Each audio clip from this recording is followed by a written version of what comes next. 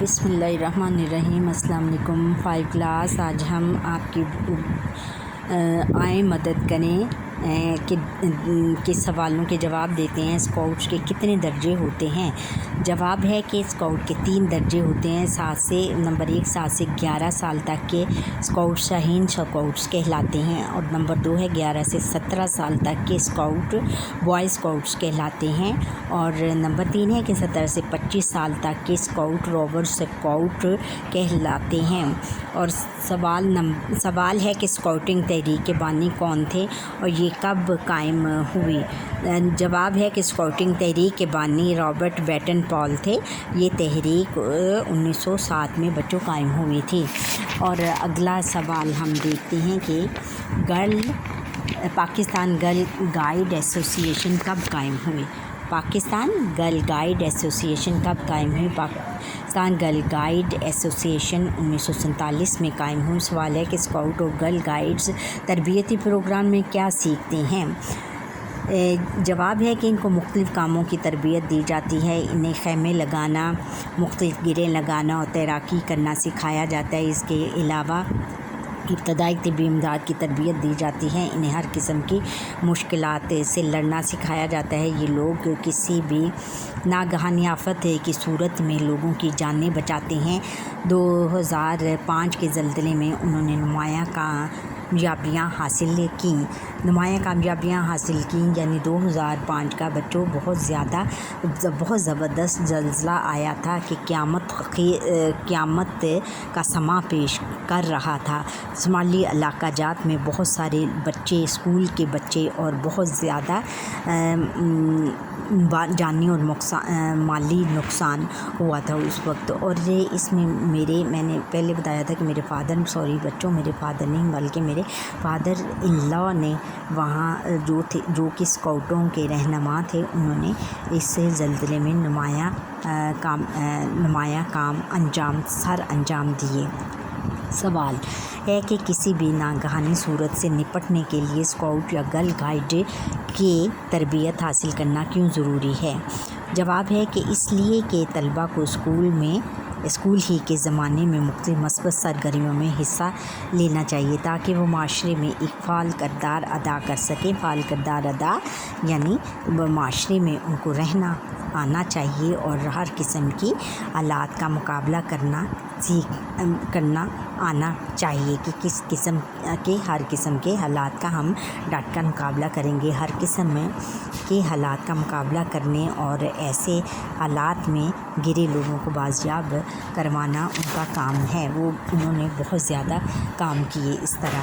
اور آگے ہے کہ درج ذیل الفاظ پڑھنے میں ایک جیسے مگر املا اور معنی کے لحاظ سے مختلف ہے۔ مثال کے طور پر مثال کے مطابق الفاظ کو ان کے درست معنی سے ملائیں، جیسے الفاظ اور معنی۔ علم کا کیا ہے؟ جھنڈا۔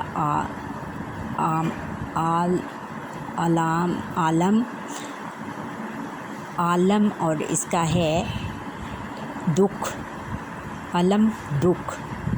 اور پھر ہے آگے یہ ہے نظر نیاز جیسے کرتے ہیں، اس کو ہم تحفے کے ساتھ دے دیں گے۔ اور نظر جیسے بینائی، جس کو بینائی کہتے ہیں، اور اس کا معنی ہے نگاہ۔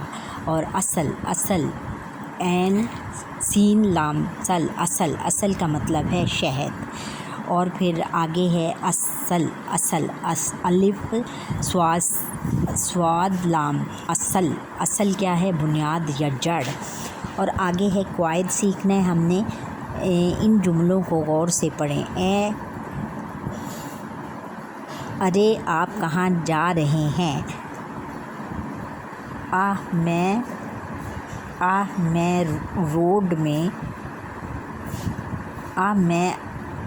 دوڑ میں اول آ سکتا۔ سبحان اللہ، کتنا خوبصورت منظر ہے۔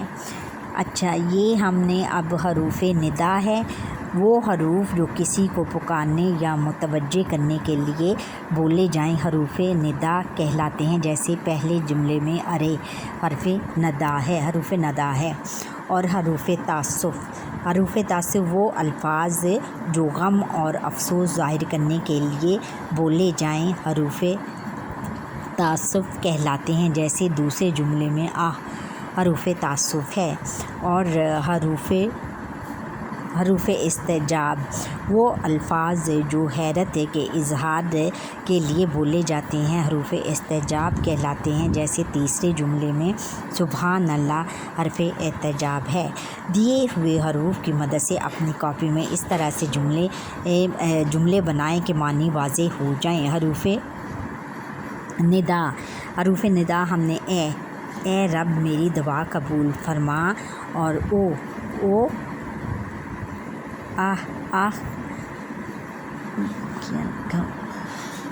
او لڑکے او بچے ادھر آؤ، ارے آپ کہاں سے آئے ہیں۔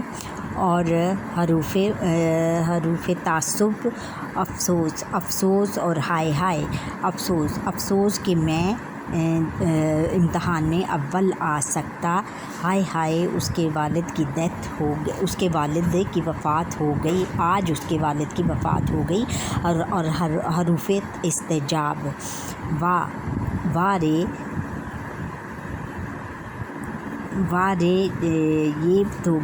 وارے آپ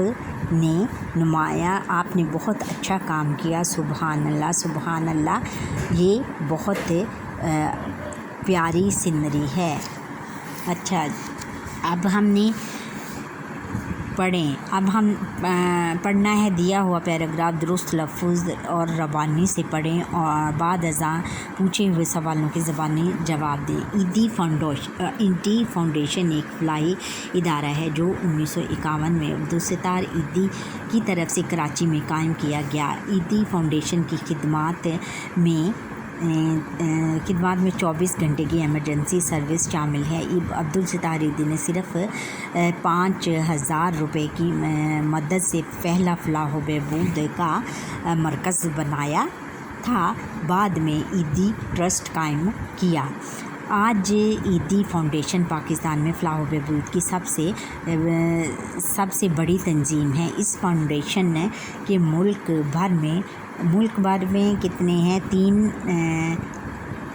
300 سے زائد مراکز ہیں۔ سب سے بڑی رضاکارانہ ایمبولینس سروس ہونے کی وجہ سے بھی 2000 میں grains book of world record میں عبدالستار ایدی کا نام اپنی کتاب کی زینت بنایا، یعنی اس میں شامل کیا گیا۔ اچھا، جس کے مطابق دنیا کی سب سے بڑی ایمبولینس سروس ایدی فاؤنڈیشن نے کی ہے۔ ابتدا میں ان کی خدمات صرف زخمیوں کو ہسپتال تک پہنچانے تک محدود تھی، مگر بعد میں ان کا دائرہ وسیع ہوتا چلا گیا۔ وائرلیس کے نظام سے مربوط 500 ایمبولینسوں کا یہ نیٹ ورک پاکستان بھر میں پھیلا ہوا ہے۔ اب ہم نے سوالوں کے جواب دینے ہیں اس پیراگراف میں سے ڈھونڈ کر۔ ایدی فاؤنڈیشن کب اور کس نے قائم کی؟ ایدی فاؤنڈیشن عبدالستار ایدی نے 1951 میں قائم کی۔ اچھا، کراچی میں قائم کی۔ ایدی فاؤنڈیشن کی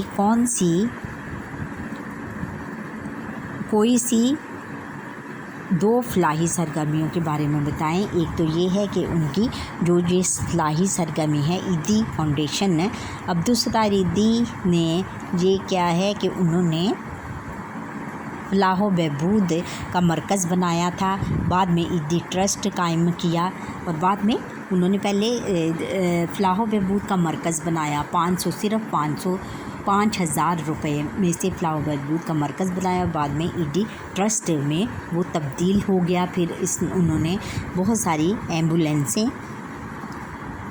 سب سے بڑی رضاکارانہ ایمبولینس سروس ہونے کی وجہ سے 2000 میں grains book of world record نے عبدالستار ایدی کا نام اپنی کتاب کی زینت بنایا۔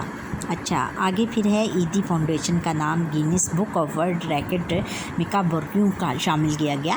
ان کا grains book of world record میں 2000 میں grains book of world record میں کی بک میں شامل کیا گیا، اور اس لیے شامل کیا گیا کہ ان کی سب سے بڑی رضاکارانہ ایمبولینس سروس ہونے کی وجہ سے، سب سے بڑی رضاکارانہ ایمبولینس سروس ہونے کی وجہ سے ان کو 2000 میں grains book of world record میں ان کا نام شامل کیا گیا۔ اچھا، کچھ نیا سیکھیں۔ خدمت خلق کے موضوع پر کوئی مضمون پڑھ کر اپنے الفاظ میں لکھیں 2 پیراگراف۔ خدمت خلق کا یہ ہے کہ ہم خدمت خلق کا، جیسے کرونا پچھلے 2000 میں کرونا ایک بچوں ہمارے پوری دنیا میں ایک ایسی مہلک بیماری جس کا نام کرونا تھا، اس نے پوری دنیا کو اپنی لپیٹ میں لے لیا، اور اس میں بہت سے خدمت خلق کے پاکستان میں خدمت خلق کے بہت سارے ادارے قائم کیے گئے۔ ان اداروں کا مقصد یہ تھا کہ وہ امیروں سے ضروریات کی چیزیں لیتے تھے اور غریبوں میں تقسیم کر دیتے تھے۔ ان غریبوں کو جو کہ جن کی روزی روٹی کا دار و مدار مزدوری پر ہوتا تھا، جو کہ صبح مزدوری کرتے تھے اور رات کو جو پیسے مزدوری کرنے کے بعد جو پیسے ان کو ملتے تھے ان کی وہ آ کر ان کا کھانا لے کے جاتے تھے، اور وہ کھانے پینے کی چیزوں سے اپنا گزارا کرتے تھے۔ جب یہ مہلک وبا یعنی کرونا پھیل گئی، بہت زیادہ پھیل گئی، تو تب تمام ریسٹورنٹ، تمام جو تھے، تمام دکانیں، سب کھانے پینے کی چیزیں تک سب جو تھی وہ ساری دکانیں بند کر دی گئی تھیں۔ تو اس لیے اور پھر مزدوروں کو مزدوری بھی کرنا بند کر دیا تھا، کہ تاکہ کیونکہ یہ ایک دوسرے سے بہت جلدی پھیل رہی تھی یہ مہلک بیماری، تو انہوں نے مزدوروں کو بھی کام کرنے سے منع کر دیا تھا۔ اس لیے مزدور بیچارے جو کہ ہر روز کما کر اپنے بچوں کے لیے روزی روٹی کا انتظام کرتے تھے، ان کے پاس وہ خالی ہاتھ تھے۔ اس لیے غریب امیر لوگ جو کہ افورڈ کر سکتے تھے کہ وہ غریبوں کی مدد کر سکیں، ان سے راشن لے کر، ایسی تنظیمیں، خدمت خلق کی تنظیمیں ان سے راشن لے کر غریبوں میں تقسیم کر دیتی تھیں، اور اس طرح پورے ملک کا نظام چل رہا تھا۔ اچھا بچوں، یہاں پر آج کے میرے لیکچر کا وقت ختم ہوا۔ آپ مجھے لائک کریں، سبسکرائب کریں، اور کمنٹ سیکشن میں کمنٹ کر بتائیں کہ آج کا لیکچر میرا آج کا لیکچر آپ کو کیسا لگا۔ اللہ حافظ۔